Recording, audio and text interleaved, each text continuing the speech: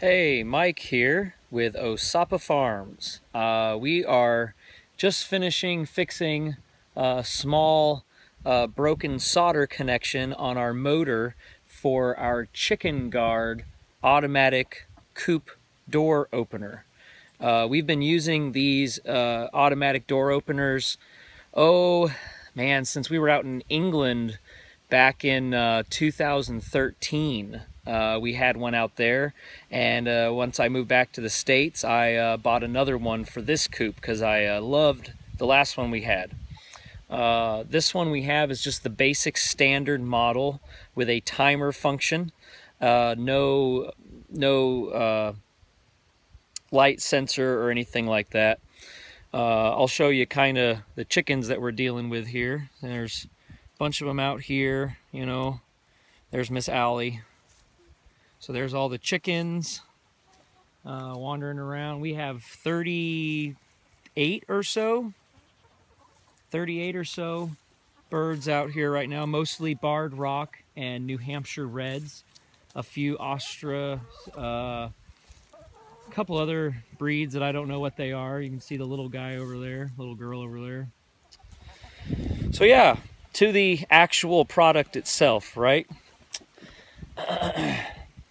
So just so you all can see our basic coop setup, we hang watering buckets under here with nipple waterers underneath so that they can get water. And then our food setup, I'll show you.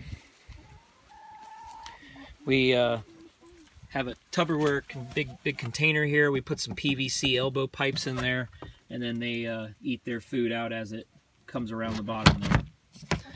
So that's our setup. I'll show you the actual, door so you can see it. All right, so here's the actual door that we built. We used a little C channel here. You can see it's an aluminum channel.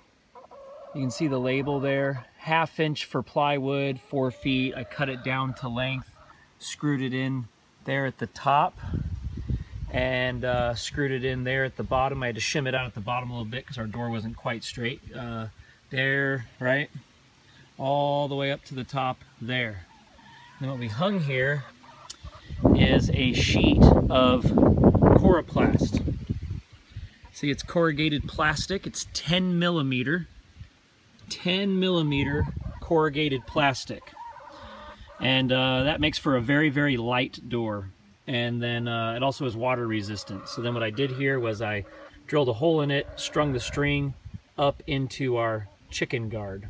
Okay, our chicken guard here, when we turn it on, that's what the current time is. If you go into the menu, you can go to the open settings, close settings, clock. You can set the clock.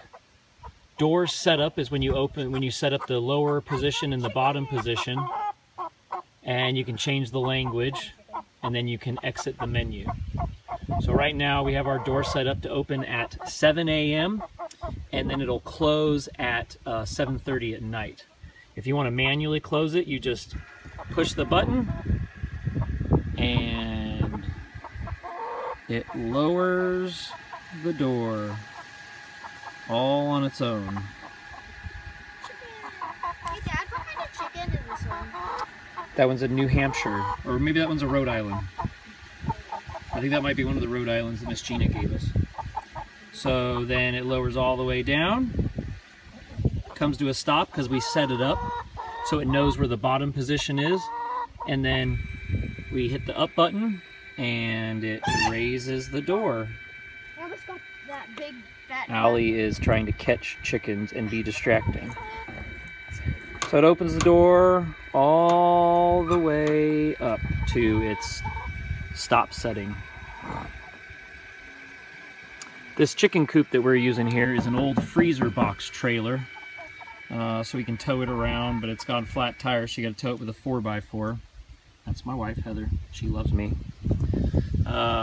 Yep, that's it. So it's really simple. You go in here in the menu, you go into the open settings, you set it to a timer, and then you set your opens for 7 a.m. saved. You go back into the menu, you go to your close settings, timer, you set it for 7:30, that's what I set mine for here. You might want to adjust that as you get more or less daylight. I would rather the door close a little bit later than earlier so all the chickens are in. And then you can change the clock, you can do the door setup, change the language, and then that's it. So that's the basic setup. Hope you all enjoyed.